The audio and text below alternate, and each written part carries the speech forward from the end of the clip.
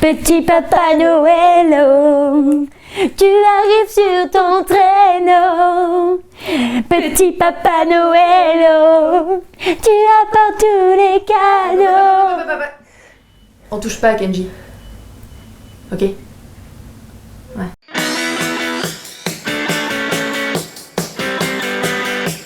Salut tout le monde, on se retrouve aujourd'hui pour une vidéo spéciale Noël, bravo!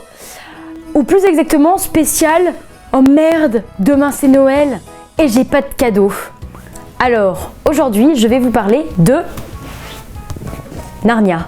Parce que pour moi, c'est un livre de littérature jeunesse qu'on peut offrir à tout le monde. Les filles, les garçons, les grands, les petits, c'est génial. Par contre, juste, on va faire une petite mise au point de vous à moi. Arrêtez de venir et de dire « Mon enfant n'aime pas lire, si je lui offrais un livre. » Non! Vous allez le traumatiser, il va prendre des livres pour des punitions. Votre enfant n'aime pas lire, offrez-lui une jupe, offrez-lui un tambourin. Ne lui achetez pas un livre, il en veut pas, il vous l'a dit. Dans le cas où vous tenez particulièrement à offrir un livre malgré tout, revenons-en à Narnia. Narnia, c'est donc l'histoire d'un monde magique qui s'appelle Narnia. Et c'est un petit peu compliqué parce qu'en fait, le premier tome qui a été adapté au cinéma, c'est le deuxième tome de la saga. Et ce, pour la simple et bonne raison que les tomes 2, 4, 5, 6 et 7 suivent les aventures des enfants Pevensie puis de leur cousin Eustache, quand le tome 1 et 3 sont totalement indépendants. Donc, vous voilà face à deux possibilités, ou plutôt trois possibilités.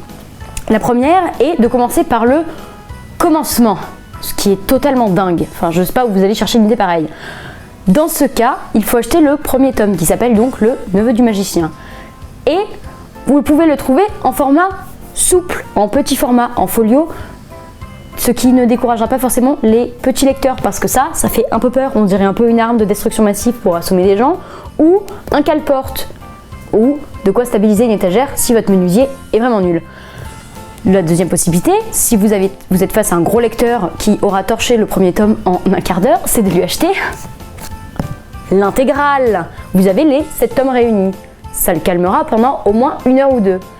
La dernière possibilité étant de commencer en achetant les tomes déjà adaptés au cinéma, soit en commençant avec le deuxième tome qui s'appelle Le Lion, l'Armoire Blanche et la Sorcière Magique. C'est pas ça, le titre, c'est l'Armoire Magique et la Sorcière Blanche. Parce que l'Armoire Blanche et la Sorcière Magique. La troisième possibilité étant de commencer avec les livres qui ont été déjà adaptés au cinéma, c'est-à-dire avec le deuxième tome qui s'appelle Le Lion, l'Armoire Magique et la Sorcière Blanche, qui existe en petit format chez Folio ou alors en version illustrée très jolie, couverture blanche, illustration magnifique dans la Bibliothèque Gallimard, édition spéciale pour les 40 ans de la Bibliothèque Jeunesse. Voilà ce que je pouvais vous dire pour la littérature jeunesse. Je vous souhaite un très joyeux Noël et je vous laisse en compagnie d'Élise. Non mais moi je voulais pas mettre ça moi. Ça pique. Tu mets le pull de Tata Geneviève, ça lui fait plaisir. Mais non, mais j'aime pas Noël. Bon, puisqu'il n'y a pas moyen d'y couper, moi aussi je vais vous parler de Noël.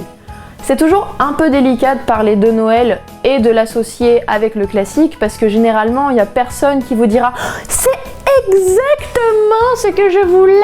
si jamais vous lui offrez une Pléiade en plus du fait que ça vous aura coûté un bras. Du coup, je vous propose un compromis pas trop dégueulasse. L'adaptation en bande dessinée de Proust. Eh oui, parce que à la recherche du temps perdu, l'intégrale, moi je l'ai demandé à Noël une fois, mais vous n'êtes pas obligé de faire comme moi. Voilà. Mais en attendant, moi on m'avait offert ça à Noël une fois, en même temps que l'intégrale de Proust, en se disant « Bah elle le dira jamais !» Que nenni. Mais que nenni. Du coup, je vous le conseille fortement. Ça peut être pas mal pour votre petit frère, votre petite sœur, quelqu'un qui n'est pas forcément habitué au classique, parce que du coup, ça casse ce côté, justement, trop classique, du volume comme Hackett, dans écrit qui est dans une façon beaucoup trop soutenue et qui peut faire un peu peur. Alors achetez ça. Bon, moi j'aime pas Noël, je me casse et je vous laisse avec Laura.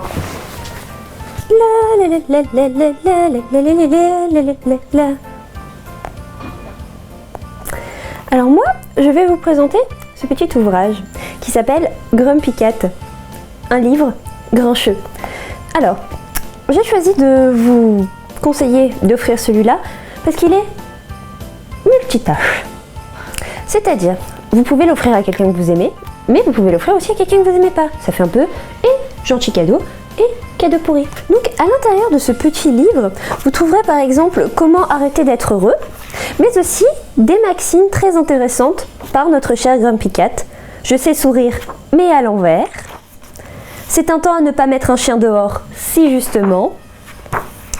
Un seul être vous manque et tout est dépeuplé, et c'est tant mieux.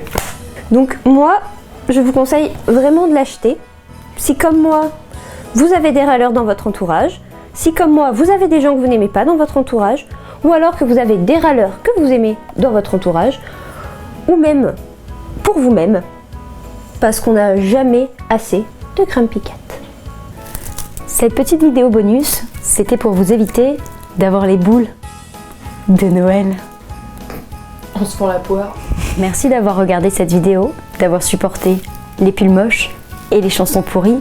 Et maintenant, éteignez ça et allez lire, ou plutôt, allez faire vos paquets joyeux.